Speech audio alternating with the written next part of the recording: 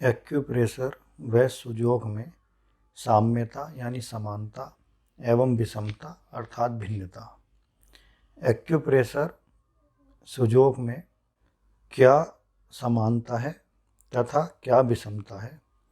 तो सबसे पहले एक्यूप्रेशर एवं सुजोग में साम्यता यानी समानता की बात करते हैं। एक्यूप्रेशर क्या है?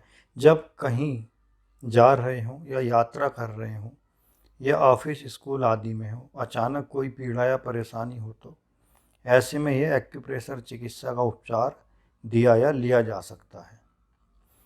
सुजोग करने के लिए अधिक समय देने की जरूरत नहीं पड़ती तथा कहीं पर भी किसी भी समय दी जा सकती है। एक्यूप्रेशर चिकित्सा पद्धति किसी भी तरह से बहुत कठिन या बहुत जटिल प्रक्रिया नहीं है।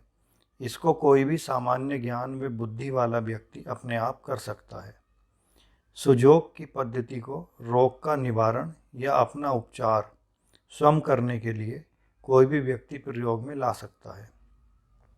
एक्यूप्रेशर दूर दराज ग्रामीण क्षेत्र में जहाँ पर किसी भी प्रकार की स्वास्थ्य सुविधा नहीं है, वहाँ पर अन्य उपचार के अभाव में यह चिकित्सा पद्धति रोगियों के लिए उत्तम साधन है। सुजोग चिकित्सा पद्धति भी हर किसी की पहुंच के भीतर ही है। एक्यूप्रेशर चिकित्सा पद्धति के दुष्प्रभाव व प्रतिकूल प्रभाव नहीं होते हैं। सुजोग चिकित्सा पद्धति संबंधित बिंदुओं पर दबाव डालने से मरीज को राहत पहुंचाती है। उससे कोई नुकसान नहीं पहुंचता। इतना ही नहीं, गलत ढंग से प्रयोग किए जाने पर भी इसका प्रतिकूल प्रभाव नहीं पड़ता। एक्यूप्रेशर केवल रोगों को दूर करने की ही पद्धति नहीं है, बल्कि इससे रोगों को दूर रख के ठीक भी किया जाता है। यह केवल रोगों को दूर ही नहीं रखती, ठीक भी करती है। इससे एक अच्छे स्वास्थ्य को लंबे समय तक बनाकर रखे जा सकता है। सुजोग चिकित्सा भी रोगों को दूर करने के साथ साथ स्वास्थ्य को अधिक लंबे समय तक स्थिर बनाए रखती है। एक्यूप्रेशर चिकित्सा समुचित रूप में प्रयोग में लाए जाने पर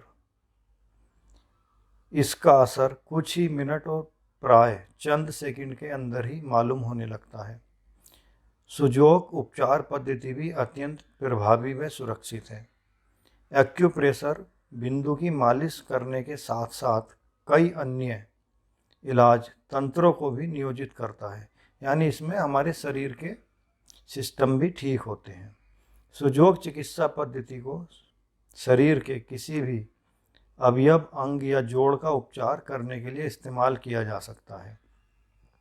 एक्यूप्रेशर चिकित्सा शरीर में स्थित समस्त अंतःस्रावी ग्रंथियों का कार्य नियमित करती है। सुजोग शरीर में हार्मोन संतुलन में सहायता पहुंचाती है। एक्यूप्रेशर द्वारा आंतरिक अंगों यानी इंटरनल ऑर्गन्स के साधारण कार्य में तेजी लाई जा सकती है। सुजोग से शरीर के अंगों की कार्य क्षमता में विकास होता है। संपूर्ण शरीर सक्रिय रहता है एवं सुचारू रूप से कार्य करता है। एक्यूप्रेशर चिकित्सा पद्धति न केवल शारीरिक रोगों की बल्कि मानसिक रोगों की स्थिति में भी लाभदायक है। सुजोग चिकित्सा से शारीरिक व मानसिक दोनों प्रकार के रोगों में लाभ होता है। इस प्रकार यह एक्यूप्रेशर व सुजोग में साम्यता यानी समानता थी। अब एक्यूप्रेशर एवं सुजोग में विषमता या भिन्नता की बात करें तो वह क्या क्या है। एक्यूप्रेशर दो शब्दों से मिलकर बना है, एक्यूस प्लस प्रेशर, जिसमें एक्यूस का लैटिन भाषा का शब्द है जिसका अर्थ है सुई, और प्रेशर अंग्रेजी भाषा का शब्द है जिसका अर्थ है दबाव, यानी सुई जैसी वस्तु के साथ दबाव। सुजोग एक कोरियन शब्द है जो दो शब्दों से मिलकर बनता है, सु तथा जोग। सु का अर्थ है हाथ एवं जोग का अर्थ है पाँव, यानी सुजोग का अर्थ है हाथ पाँव से संबंधित चिकित्सा। एक्यूप्रेशर में सुई के समान किसी नुकीली चीज से रोग प्रतिबिंब केंद्र पर दबाव डालना या उंगलियों या किसी तीखी वस्तु द्वारा किसी बिंदु पर उपचार देने की पद्धति से दबाव डाला जाता है, जिसे एक्यूप्रेशर कहते हैं। सुजोक में हाथ की हथेली एवं पांव के तलवों एवं उसके ऊपरी भाग को प्रेशर देकर उपचार करने की कला होती है, जिसे सुजोक एक्यूप्रेशर कहते हैं। एक्यूप्रेशर चिकित्सा वह पद्धति है जिससे पैरों, हाथों व चेहरे, कान के कुछ खास केंद्रों पर दबाव डाला जाता है। सुजोक के अनुसार मानव का पूरा शरीर पैर और हथेली में है, जिस कारण हाथ पैर पर दबाव डालकर चिकित्सा की जाती है। एक्यूप्रेशर पॉइंट पूरे शरीर में उपलब्ध होते हैं। सुजोक के दबाव बिंदु मुख्य रूप से हाथ व पैर में उपलब्ध होते हैं। एक्यूप्रेशर चिकित्सा पद्धति का उद्भव भारत में लगभग 6000 वर्ष पूर्व हो गया था। यह पद्धति संसार की सबसे पुरानी चिकित्सा पद्धति है। सुजोक चिकित्सा एक्यूप्रेशर की जितनी पुरानी नहीं है। इस पद्धति के आविष्कारकर्ता डॉक्टर सर पार्क जे वू हैं, जो कि दक्षिण कोरिया के थे। एक्यूप्रेशर द्वारा इलाज के लंबाई के रुख में शरीर को 10 समानांतर भागों में बांटा है, जिसे जोन थेरेपी या जोन थ्योरी कहते हैं।